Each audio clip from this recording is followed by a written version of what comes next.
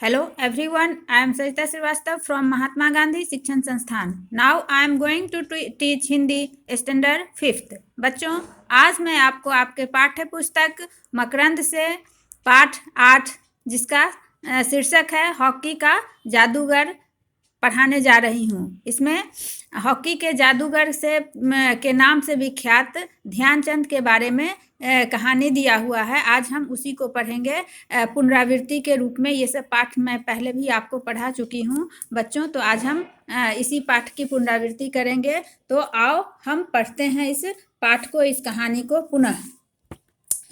खेल के मैदान में आए दिन धक्का मुक्की की घटनाएं होती रहती हैं. जिन दिनों हम खेला करते थे उन दिनों में भी यह सब चलता था.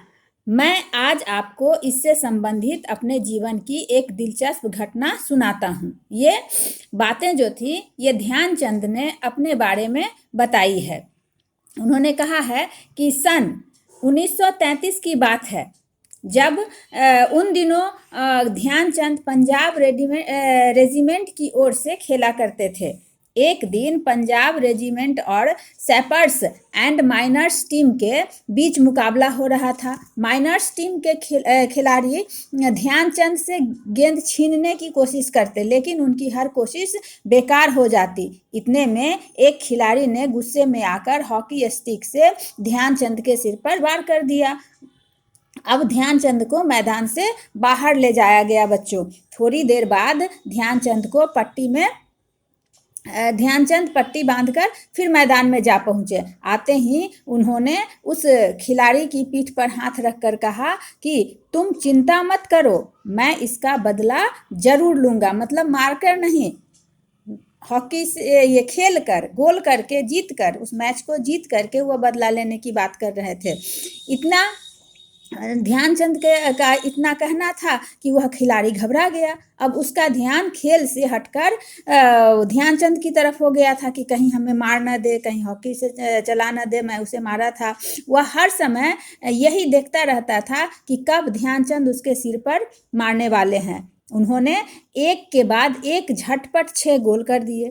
खेल खत्म होने के बाद ध्यानचंद ने उस खिलाड़ी की पीठ थपथपाई और कहा, मैंने तो अपना बदला ले लिया. यदि तुम मुझे नहीं मारते तो शायद मैं इतने गोल न कर पाता. इसलिए मेरे दोस्त, खेल में गुस्सा अच्छा नहीं होता.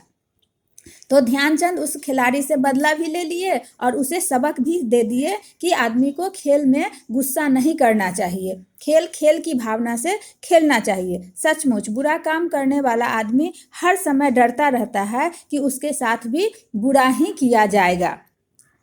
जहाँ तक बच्चों आगे ध्यानचंद जी कहते हैं कि मैं जहाँ भी जाता हूँ छोटे छोटे बच्चे अक्सर मुझे घेर लेते हैं. यानी कि जहाँ भी ध्यानचंद जाते थे उनको छोटे छोटे बच्चे प्रायः घेर लेते थे और उनसे उनकी सफलता के बारे में पूछने लगते थे. उनके पास सफलता का कोई गुरु मंत्र तो है नहीं, था नहीं. वे सभी से कहते थे कि मेरी सफलता का मूल मंत्र सच्ची लगन, परिश्रम और खेल भावना है. मेरा जीवन इस बात को चरितार्थ करता है.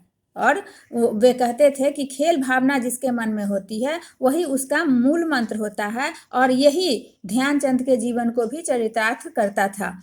उनका जन्म ध्यानचंद का जन्म 1904 में प्रयाग के एक साधारण राजपूत परिवार में हुआ था.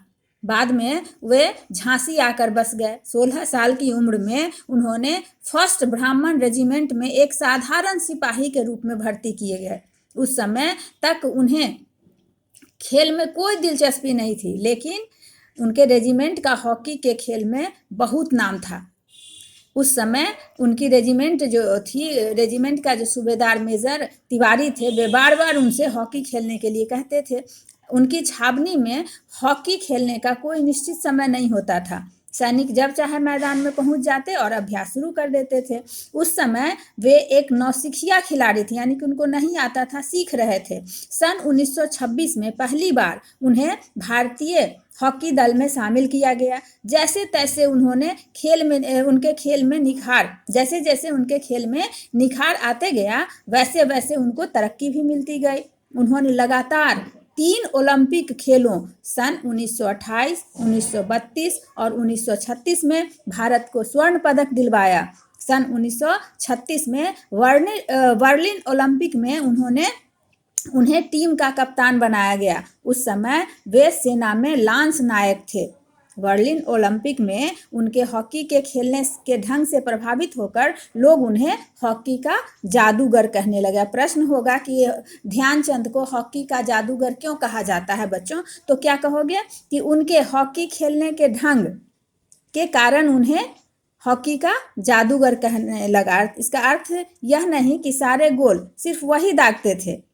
उनकी तो हमेशा यही कोशिश रहती थी कि बॉल को गोल में के पास ले जाकर अपने साथी खिलाड़ी को दे दूं, ताकि वह गोल करने का श्रेय उन्हें मिले, दूसरे साथियों को मिले।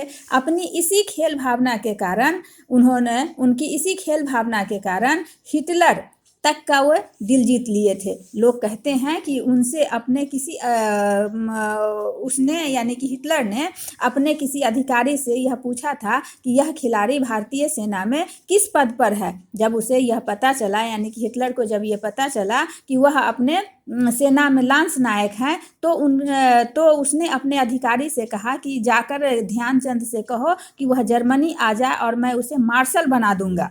बर्लिन ओलंपिक में उन्हें स्वर्ण पदक तो मिला ही था, साथ में हिटलर ने अपनी ओर से भी उन्हें एक पदक दिया था। तो ऐसे थे हमारे ध्यानचंद जी।